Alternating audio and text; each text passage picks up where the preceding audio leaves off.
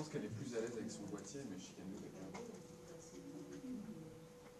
avec Le timing, il arrive à un moment en France où on est en train de s'éloigner à vitesse accélérée des rives de la démocratie, donc il n'est pas anodin. La raison pour laquelle on s'attaque d'abord à Telegram, c'est pour l'instant pas très clair. C'est probablement une cible facile. C'est beaucoup plus facile de s'attaquer à Pavel Durov que de s'attaquer à Elon Musk. Les capacités de rétaliation de Durov sont assez minces, alors que Elon Musk ou Mark Zuckerberg, c'est une autre histoire. Mais c'est un message adressé, a priori, à l'ensemble de l'entrepreneuriat numérique, que ce soit en France ou à l'international.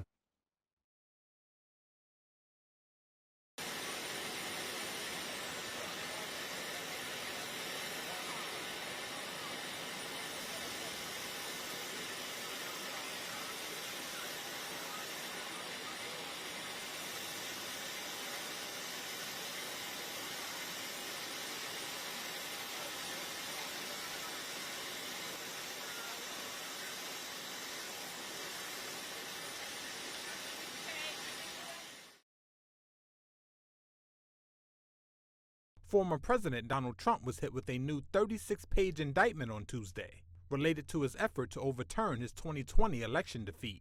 The new indictment was obtained by U.S. Special Counsel Jack Smith's team after narrowing their approach to the election subversion case, following a U.S. Supreme Court ruling that former presidents have broad immunity from criminal prosecution. The revised indictment lays out the same 4 charges it brought against Trump last year, but it focuses on his role as a political candidate seeking re-election, rather than as the president at the time. The new reworked indictment no longer includes allegations that Trump sought to pressure the U.S. Justice Department in his bid to overturn the election. Dropping those allegations appeared to be an effort to keep the prosecution alive, after the Supreme Court found on July 1st that Trump could not be prosecuted for that conduct. A Justice Department spokesman said the case was presented to a new grand jury, which had not heard evidence from the original case. Attorneys for Trump did not immediately respond to a request for comment. Ukrainian President Volodymyr Zelensky revealed on Tuesday he has a plan he wants to present to US President Joe Biden, which he believes will end the war with Russia. One part of the plan that is already performed is in the Kursk region. The second part is Ukraine's strategic place in the world's security infrastructure.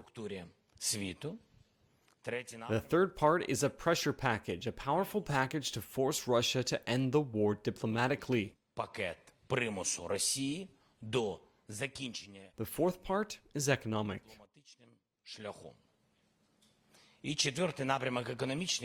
He said it would eventually end in dialogue, but that Kyiv had to be in a strong position. There was no indication of what the next steps would be, but he said he was hoping to attend the UN General Assembly in New York in September and that he was preparing to meet Biden. The comments come as several people are dead and multiple injured after Russia continued major missile and drone attacks across Ukraine regions for a second day, officials said on Tuesday. 2 people were killed when this hotel was hit by a missile in the central city of Kryvyi Rih. Just the frame of the building remained as rescuers combed through the rubble. In the southeastern city of Zaporizhia, 3 died in a drone attack, with 3 others injured in the region. The strike comes a day after Russia pummeled Ukrainian energy infrastructure with more than 200 missiles and drones on Monday in its biggest air attack of the war. While Tuesday's barrage was smaller, in the capital Kyiv, the military administration said air defences shot down all incoming targets aimed at the city. Zelensky said on Tuesday that Kyiv would retaliate against Russia for its strikes. He asked allies to consider joint air defence operations and provide long-range capabilities. The Russian Defence Ministry said forces had carried out a high-precision weapon strike on Ukraine overnight, the Interfax news agency reported. Moscow denies targeting civilians since launching a full-scale invasion of Ukraine in 2022, although thousands have been killed. Several Russian military bloggers said Moscow's attacks were an act of retaliation for Ukraine's surprise incursion into Russia's western Kursk region, the first such action since World War II. UN nuclear watchdog chief Rafael Grossi said Russia's Kursk power plant is at risk of a nuclear accident. That's while a frontline battle rages in the Kursk region, a mere 25 miles from the plant. When a plant is operating, the temperature is much higher, and if there was the case of an impact or something that could affect it, there would be serious consequences. Grossi, the head of the International Atomic Energy Agency, gave his warning on Tuesday after an inspection. This nuclear power plant is of the RBMK type, which basically means that it does not have the containment dome and protective structure that is typical to most of the more current nuclear power plants. What does this mean?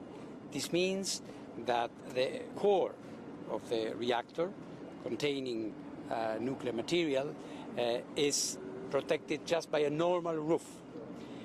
This makes it extremely exposed.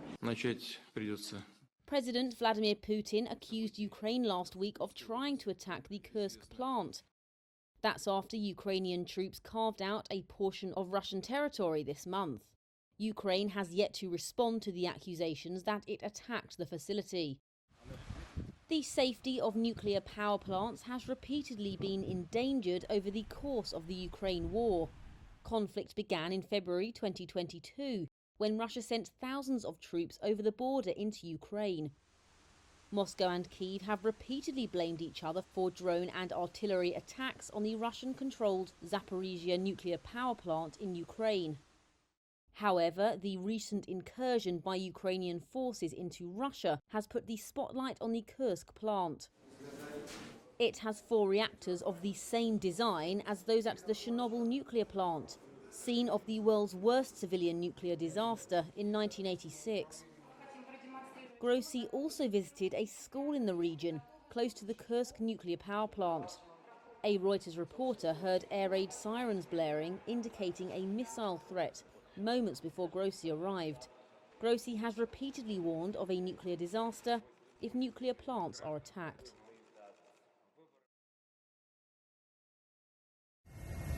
Scores of people are missing after a dam burst in eastern Sudan, unleashing surging waters that wiped out at least 20 villages, according to the United Nations.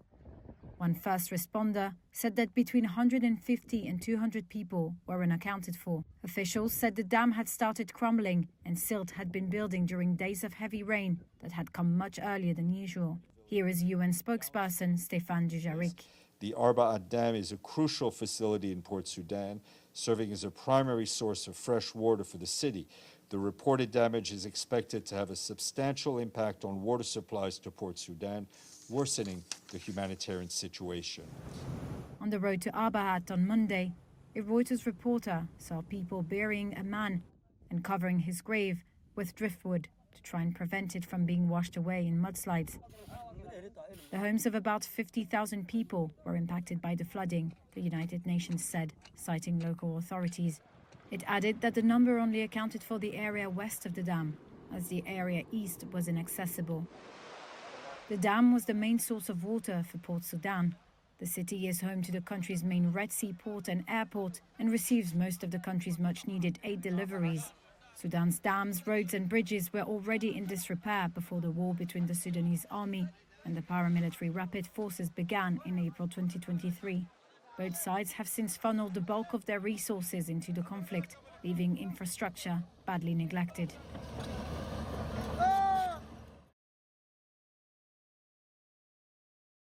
Scores of people were killed in the Pakistan province of Baluchistan when separatist militants attacked police stations, railways and highways, accompanied by retaliatory operations from security forces.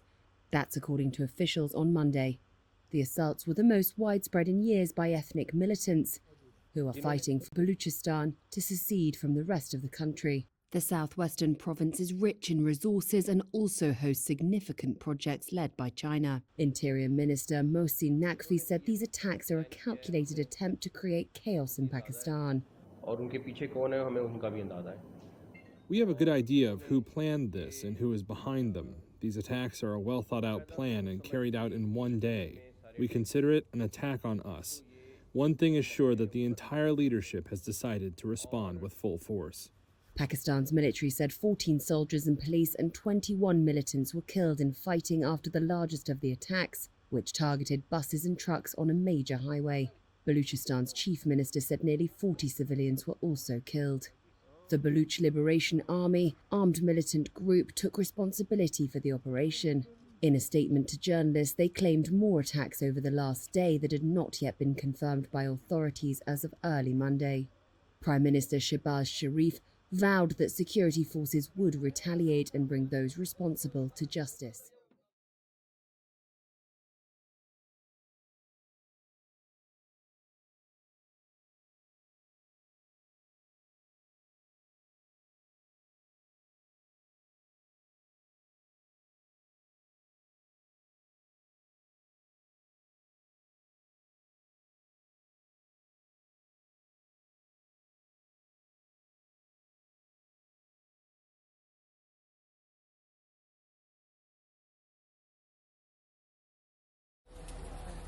The Israeli army released video on Tuesday that it said showed Qaid Fahan al-Qadi, an Israeli hostage the military said was rescued from a tunnel in the southern Gaza Strip. Video showed a military helicopter landing at a hospital to receive the 52-year-old, who spent more than 10 months in captivity after he was abducted by Hamas-led gunmen on October 7th. I am happy to inform you that today in the afternoon we received Mr. Fahan al-Qadi, a returned captive from Hamas tunnels. Dr. Shalomi Kodesh of the Soroka Medical Center said al-Qadi was in stable condition. He underwent initial evaluation in our emergency department. He appears to be in general good condition, but will require another day or two of medical tests to make sure he is still okay. Military spokesperson Rear Admiral Daniel Hagari said al-Qadi was recovered in a complex rescue operation from an underground tunnel in southern Gaza. He gave no other details of the operation, citing the security of the remaining hostages and Israeli forces. The operation was hailed by Prime Minister Benjamin Netanyahu, who said he had spoken with al-Qadi. He added that Israel would work tirelessly to return the more than 100 hostages still in Gaza back home. Ismail al-Qadi, the brother of the rescued hostage, spoke to reporters outside the hospital. Can't express my feelings. I hope my mother will be happier than us. We prayed for him. My mother prayed for him more. Her prayer reached the sky. Al-Qadi was taken hostage in Kibbutz Magen, one of a string of communities around the Gaza Strip that was attacked by Hamas-led fighters on October 7th. More than 250 Israelis and foreigners were taken hostage in the attack, in which some 1,200 people were killed. Since then, Israel's military has leveled much of the Gaza Strip and displaced most of the 2.3 million population. And Palestinian health authorities say more than 40,000 people have been killed in Gaza by Israeli forces.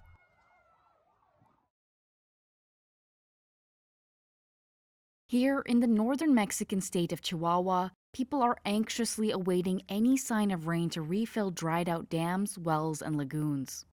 The state has faced unusually low rainfall levels in recent years, and so far they've waited in vain. Near the town of Buenaventura, Las Lajas Dam is near empty, and the little water left is infested with dead fish. Rogelio Pacheco Flores is the mayor.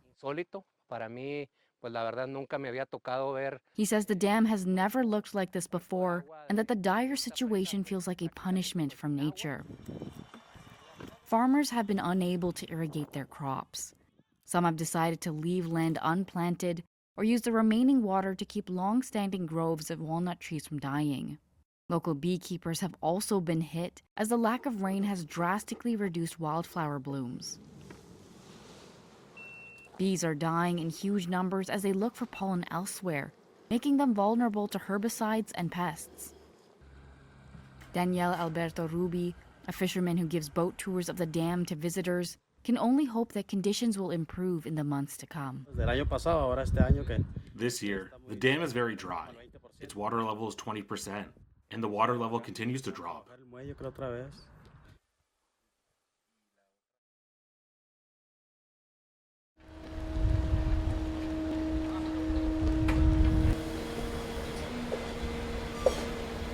I was just looking at the list of stars who are supposed to be coming, and it's unbelievable. I mean, Angelina Jolie, Brad Pitt, George Clooney, Daniel Craig, Nicole Kidman, one after the other, not to mention Lady Gaga and Joaquin Phoenix. I mean, I expect this year is just going to be an absolutely insane festival from the sort of celebrity, VIP, red carpet star power. I'm really interested to see this film Baby Girl, which is an erotic thriller by a female director starring Nicole Kidman and this rising British star, Harris Dickinson.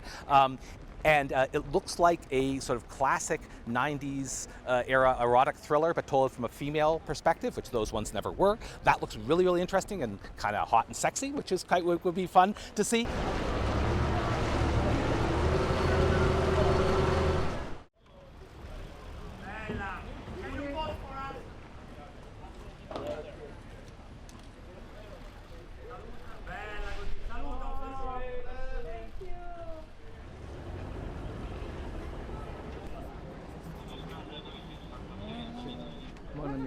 Okay. That's It's a professional. Thank you. Let's go.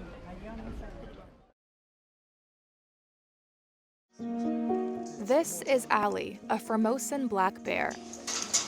His species is seen as a symbol of Taiwanese identity and live in the island's mountainous forests. There's only a few hundred left in the wild, but they sometimes end up here, a bear shelter. Ali was rescued 20 years ago with a broken paw and several missing claws.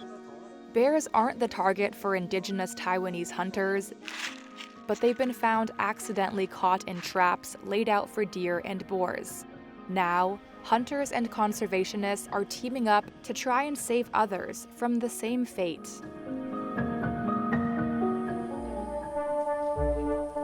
Since 2014, 18 bears have been captured in traps, according to the Taiwan Black Bear Conservation Association. 6 of them were found dead. This is Lu Li Wen, an animal caretaker at the Wushikang Research Center. She says nearly 60% of the bears she's found in the wild have had broken paws, which means they likely stepped into a trap, broke free by themselves, and survived. Like this one, a 1.5-year-old bear named Zeman, who had to have his left paw amputated after he stepped into a snare. Though he was treated and released back into the wild, he was found dead just weeks later. Once injured, it can be harder for the bear to survive. This is a new trap, which hunters and conservationists are hoping will help reduce that number. Pan Wenming is an indigenous hunter and farmer. 因为它的口径小，熊的手掌很宽，你看这样子踩，它不会完全，除非它踩偏了，弹起来它只会打到这个手指而已。 Here's an example of a bear stepping into the new snare. The snare bounces up and hits its fingers, but doesn't trap its paw, and the bear is free to walk away. More than 5,600 traps have been given to hunters and farmers for free by the government. 我想在帮助宣传，然后更努力一点，让我们的熊更多。 也可以让我们的族人更了解这个熊的生活方式，也不要说我们让外人对我们来讲，就是说很刻意的去猎杀它这样子啦。总之很兴奋，真的。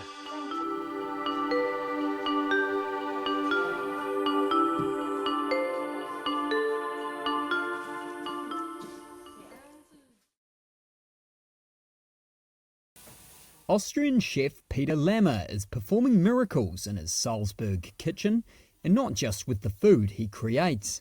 He swings through his restaurant with ease. But after a motorcycle accident in 2010, his dream job was in jeopardy. After 6 years of surgeries, experts said he would never be able to work in a profession on his feet again.